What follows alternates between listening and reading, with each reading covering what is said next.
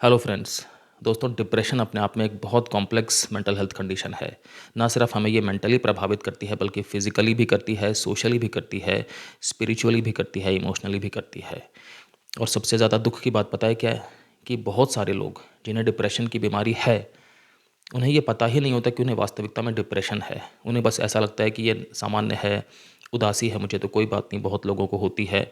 तो मतलब डिप्रेशन की डायग्नोसिस कैसे बनती है, इस बारे में ज़्यादातर लोगों को ना बिल्कुल भी आइडिया नहीं होता। ये वाला वीडियो मेरा बनाने के पीछे पर्पस यही है कि अगर आपके अंदर भी कुछ भी ऐसे लक्षण हैं सैडनेस वाले, एक बार अगर आप वीडियो देख लेंगे ना तो आपको आइडिया लग जाएगा कि क्या आपको डिप्रेशन की बीमारी तो नहीं है। देखिए, डॉक्टर्स जो हैं, मतलब जो मेंटल हेल्थ के स्पेशलिस्ट होते हैं, साइकियाट्रिस्ट, वो इसकी डायग्नोसिस कैसे बनाते हैं। एक क्राइटेरिया होता है DSM-5 TR, बिल्कुल अपडेटेड है, बिल्कुल मॉडर्न है।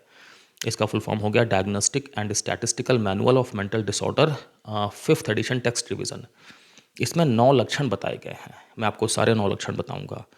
उन 9 में से अगर 5 या उससे अधिक लक्षण प्रेजेंट है मरीज़ में, कम से कम 2 हफ्ते या उससे अधिक की ड्यूरेशन के लिए, दिन के ज़्यादातर समय, तो इसका मतलब कि पेशेंट को डिप्रेशन है।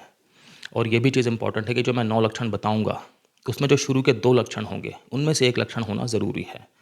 और बाकी जो उसके बाद के 7 लक्षण हैं, उनमें से जो हैं वो बाकी लक्षण होने चाहिए। टोटल 9 में से 5 या उससे अधिक लक्षण अगर हैं, तो फिर मतलब मरीज़ को डिप्रेशन है, क्लिनिकल डिप्रेशन है या मेजर डिप्रेसिव डिसऑर्डर है। और इसे हल्के में नहीं लेना चाहिए, डॉक्टर के पास में जाना चाहिए ताकि उचित इसका इलाज बिल्कुल टाइम पे हो सके।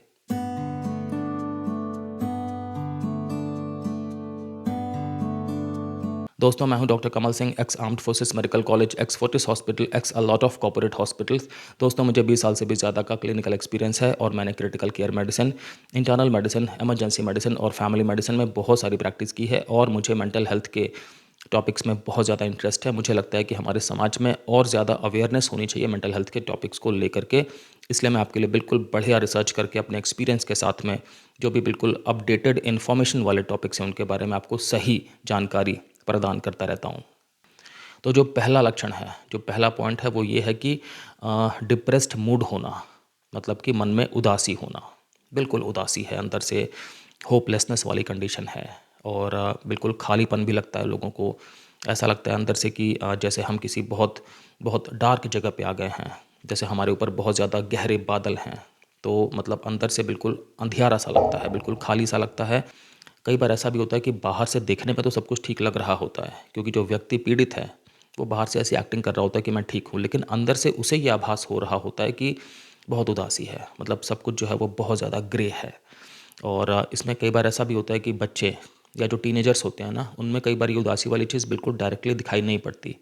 उनमें किस तरह से दिखाई पड़ती है कि एंगर बहुत ज़्यादा होने लगा या फ्रस्ट्रेशन होने लगी, या जल्दी जल्दी से आउटबर्स्ट कर रहे हैं, या जल्दी जल्दी से इरिटेबल हो रहे हैं।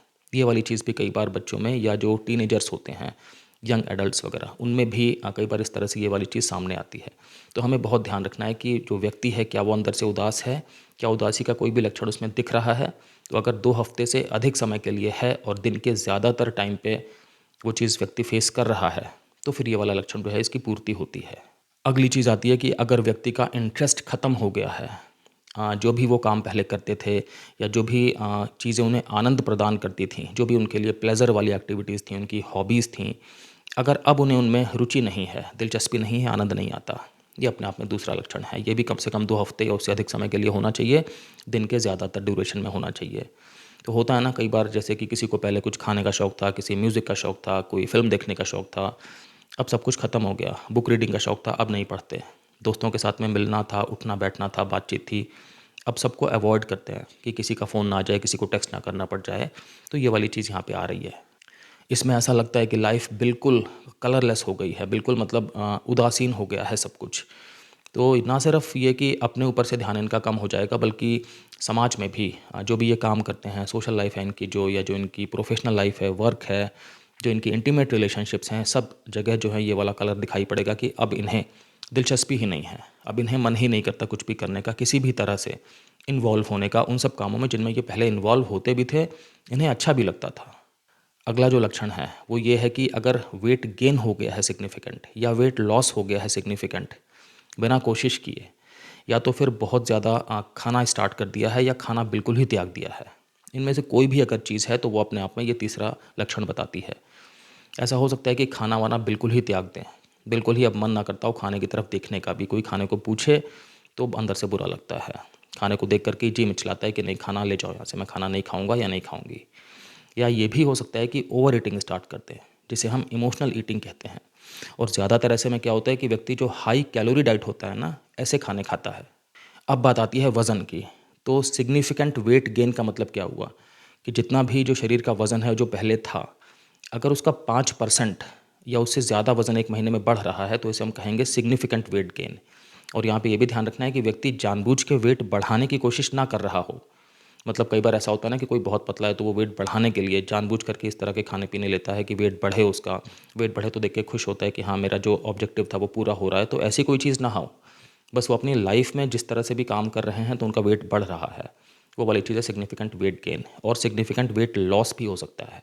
उसका भी मतलब यही है कि जो भी अपना बेसल बॉडी वेट था उसका 5% या उससे ज़्यादा अगर कम हो रहा है बिना एक्टिवली ट्राई किए। एक्टिवली ट्राई करने में क्या होता है कि व्यक्ति जानबूझ के डाइटिंग करता है, फिजिकल एक्टिविटी करते हैं ताकि कैलोरी बर्न हो, जिससे कि वज़न कम हो। लेकिन यहाँ पर कोई भी ऐसी चीज़ नहीं आ रही कि व्यक्ति ने कोई प्लान बनाया है, बस जो अपनी ज़िंदगी वो जी रहे हैं उसके ज़रिए ही उनका वज़न या तो बहुत ज़्यादा बढ़ रहा है या बहुत ज़्यादा कम हो रहा है। जो चौथा लक्षण है वो है कि इनसोम्निया या हाइपरसोम्निया। इसका मतलब हुआ कि या तो नींद में बहुत प्रॉब्लम है, नींद नहीं आती, बहुत कम समय के लिए आती है, या नींद आने में दिक्कत होती है, या नींद जल्दी जल्दी रात में टूट जाती है उसके बाद नहीं आती। मतलब नींद पूरी नहीं हो पा रही है।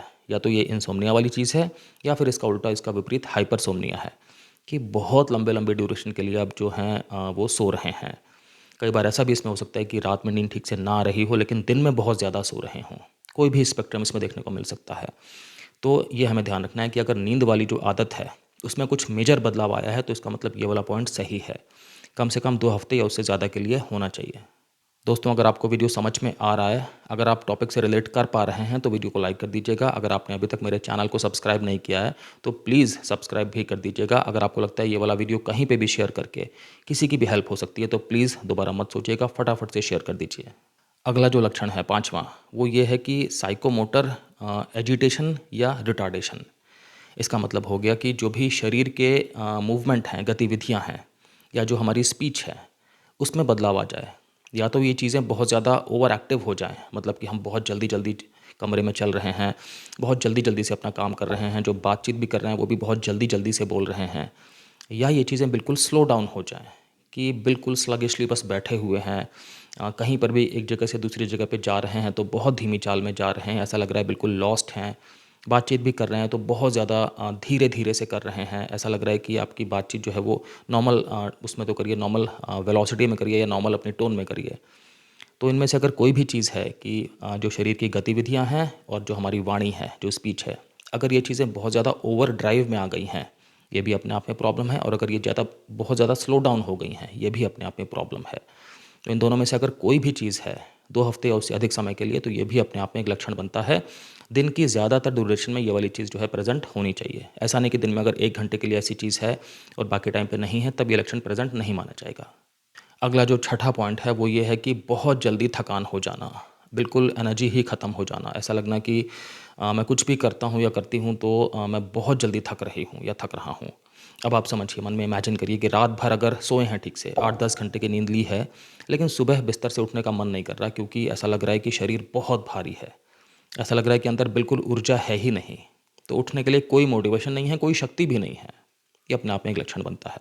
इसमें यह भी होता है कि अगर कुछ भी छोटे मोटे काम भी कर लिए ना, एक जगह से दूसरे कमरे में भी चले गए, अपने थोड़ी सी कबर्ड ऑर्गेनाइज करने की कोशिश की, कुछ भी हल्के फुल्के काम किए, एक कप चाय बनाई अपने लिए, तो उसमें ही इतना थक गए कि फिर बैठना पड़ रहा है, फिर लेटना पड़ रहा है।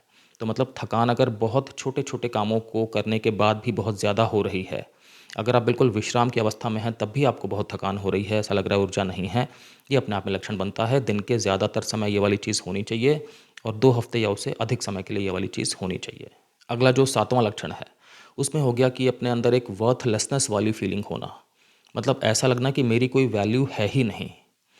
या इसमें साथ साथ में ये हो सकता है कि बहुत ज़्यादा एक गिल्ट वाली भावना अपने मन में आना, मतलब एक्सेसिव गिल्ट है, ग्लानि बहुत ज़्यादा है, जबकि कोई ग्लानि के पीछे कारण नहीं है, एक तरह से इनअप्रोप्रिएट गिल्ट है। लेकिन इनमें से कोई भी भावना है ना, अगर वर्थलेसनेस है या बहुत ज़्यादा गिल्ट है, तो फिर ये जो 7वां लक्षण है ये अपने आप में पूरा माना जाएगा। तो अपने अंदर ये विश्वास करना कि मैं बिल्कुल फेलियर हूँ, मैं बहुत बड़ा बोझ हूँ और मेरे बिना ये दुनिया जो है वो ज़्यादा ठीक-ठाक चलती है, मैं किसी भी काम के लायक नहीं हूँ। इस तरह की भावनाएँ जो हैं वो रह सकती हैं लगातार। अपने मन में एक ये वाली टेंडेंसी हो सकती है कि किसी भी चीज़ के लिए खुद को ब्लेम करना स्टार्ट कर दो। कोई भी चीज़ अगर गलत हुई है, तो अगर उसमें अपना कोई भी रोल कहीं से भी है, दूर से भी, तो उसमें अपने आप की सारी गलती निकाल दो और फिर उस चीज़ के पश्चाताप करने के लिए आप बैठ जाओ। ये वाली भावना बहुत स्ट्रांग हो जाती है इन लोगों में। तो इसमें क्या-क्या हो सकता है कि आप सपोज़ करो कि अगर व्यक्ति के साथ कुछ ऐसा है कि वो बीमार पड़ गया, तब भी उसे अपने अंदर से ना एक गिल्ट आएगा, सॉरी का एहसास होगा। या अगर व्यक्ति को किसी भी किस्म की मदद चाहिए, नॉर्मल ज़िंदगी में हम सबको मदद चाहिए होती है ना कभी किसी न किसी तरह की। लाइफ़ तो कोऑपरेशन से ही चलती है, कोऑर्डिनेशन से ही चलती है आपस में एक-दूसरे के सामंजस्य से। इन्हें किसी से मदद माँगने में भी अंदर से ना गिल्ट का एहसास होगा कि मुझे ऐसा नहीं करना चाहिए। आप समझ रहे हैं? एक इस तरह की मतलब इतनी ज़्यादा स्ट्रॉन्ग इनके अंदर अपना खुद का एक बोझ हो जाता है अपने ऊपर।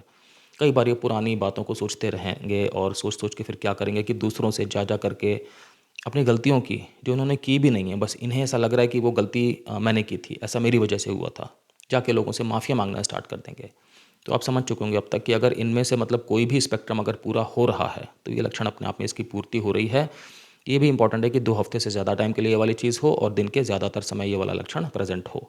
अगला जो लक्षण है 8वां, उसमें ये हो जाता है कि इनके अंदर से एबिलिटी कम हो जाती है कि ये ठीक से सोच सकें, ठीक से कॉन्सन्ट्रेट कर सकें या ठीक से अपने डिसीजंस ले सकें। मतलब कि अब जो है इनका जो एक तरह से माइंड है ना, वो थोड़ा-सा आप कह सकते हैं कि फॉगी हो गया है, थोड़ा-सा क्लाउडेड हो गया है। जितनी शार्पनेस एक नॉर्मल व्यक्ति के दिमाग में होती है, उतनी अब नहीं है। तो अब सपोज़ करो कोई किताब पढ़ रहे हैं, तो शायद पढ़ भी लेंगे काफ़ी ज़्यादा पन्ने, लेकिन उन्हें कुछ याद नहीं रहेगा कि मैंने क्या पढ़ा था, या वो भूल जाएँगे कि मैंने कहाँ तक पढ़ा था। कोई काम भी कर रहे हैं तो उन्हें याद नहीं होगा कि मैंने जो है कोई सामान उठा के कहाँ से कहाँ रखा था। मतलब बहुत ज़्यादा ये चीज़ों को भूलने लग जाएँगे। इनके जो थॉट्स हैं, इनकी जो मतलब एक तरह से जो मेमोरी पावर है, वो भी उस टाइम पे दिखेगा कि अफ़ेक्ट हो गई है नेगेटिवली। डिसीजंस ये ठीक से नहीं ले पाएँगे। इनके जो फ़ैसले हैं वो लेने में ये कतराएँगे, क्योंकि ये इनको समझ में नहीं आएगा कि मैं करूँ तो क्या करूँ? क्योंकि वही बात है ना कि जो ब्रेन की एक शार्पनेस है, जो एक तरह से ब्रेन के अंदर एक सर्टेनिटी होती है चीज़ों को लेकर के, उसका भी यहाँ पर अभाव हो रहा है। अगला जो लास्ट पॉइंट है ये बहुत ज़्यादा सीरियस है, इमरजेंसी वाला है कि अगर मन में ऐसे बार-बार विचार आ रहे हों सुसाइडल, कि मेरा जीवन किसी काम का नहीं है। इस तरह के कोई भी विचार अगर मन में आ रहे हों, इस तरह की कोशिश की है, कोई भी अगर इस तरह की चीज़ है अपने आप को नुकसान पहुँचाने वाले अगर विचार आ रहे हैं, ये अपने आप में 9वां पॉइंट है, बहुत ज़्यादा सीरियस पॉइंट है, इमरजेंसी सिचुएशन है। तो अगर आप किसी भी ऐसे व्यक्ति को जानते हैं जिसके मन में इस तरह के विचार आते हैं कि ये जो लाइफ़ है इसका कोई मतलब नहीं है, बिल्कुल वर्थलेस लाइफ़ है, मैं जी के क्या करूँगा या क्या करूँगी, तो तुरंत आपको मेडिकल जो है वो सपोर्ट की ज़रूरत उनको है।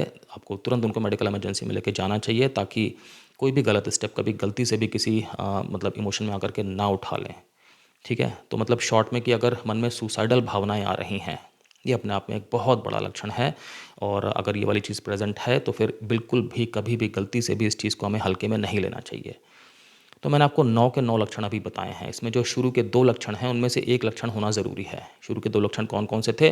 पहला था कि डिप्रेस्ड मूड होना, और दूसरा था कि जो हमारा इंटरेस्ट है, वो ख़त्म हो जाना किसी भी ऐसी एक्टिविटी में जो हम पहले बड़े चाव से, दिलचस्पी से किया करते थे। अब आपको लग रहा होगा कि आपको ये 9 लक्षण पता लग गए हैं, अब आप डिप्रेशन की डायग्नोसिस अपने मन में मतलब बना सकते हैं। एक खांचा खींच सकते हैं कि अगर 5 या उससे ज़्यादा चीज़ें हैं, तो डिप्रेशन है। ठीक है। एक चीज़ का और भी ध्यान रखना है यहाँ पे कि डायग्नोसिस खुद नहीं बनानी, डॉक्टर के पास जाना है, लेकिन और भी किस चीज़ का ध्यान रखना है कि ये जो भी लक्षण प्रेज़ेंट हैं मरीज़ में ना, तो ये चीज़ होनी चाहिए कि उन लक्षणों के होने की वजह से जो भी मरीज़ की ज़िंदगी है, उसमें काफ़ी इम्पेयरमेंट आ रहा है। मतलब क्वालिटी ऑफ लाइफ़ काफ़ी मरीज़ की ख़राब हो रही है। सोशल लाइफ, मरीज़ की अपनी पर्सनल लाइफ, जो वर्क लाइफ है, जो भी एरिया हैं उसके सारे के सारे, वो सब के सब अगर नेगेटिवली इम्पैक्ट हो रहे हैं, लक्षणों में इतनी सीवियरिटी होनी चाहिए। ठीक है?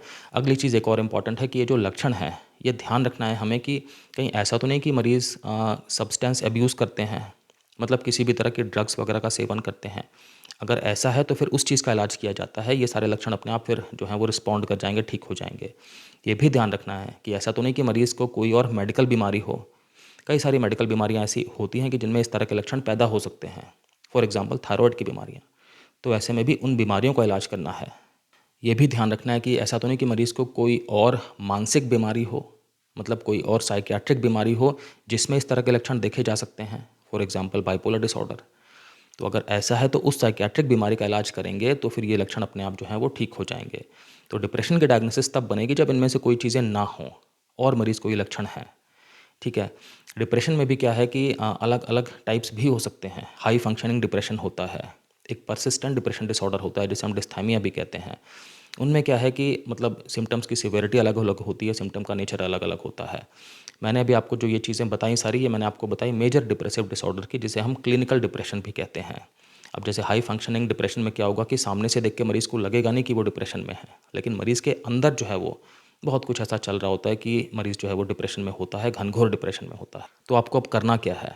अगर अनफॉर्चुनेटली डिप्रेशन वाली आपको लग रहा है कि बीमारी आपको या किसी जानने वाले को है ये वीडियो देखने के बाद, तो डॉक्टर की सलाह तुरंत लीजिए। मेंटल हेल्थ जो स्पेशलिस्ट होते हैं, साइकियाट्रिस्ट, उनके पास तुरंत जाइए, ठीक से असेस करेंगे, एवेलुएट करेंगे और जो भी आपको उचित इलाज है वो बताएंगे आपको। कई बार दवाएं देनी पड़ती हैं और कई बार इसमें टॉक थेरेपी वगैरह से काम चलता है, कई बार कॉम्बिनेशन होते हैं।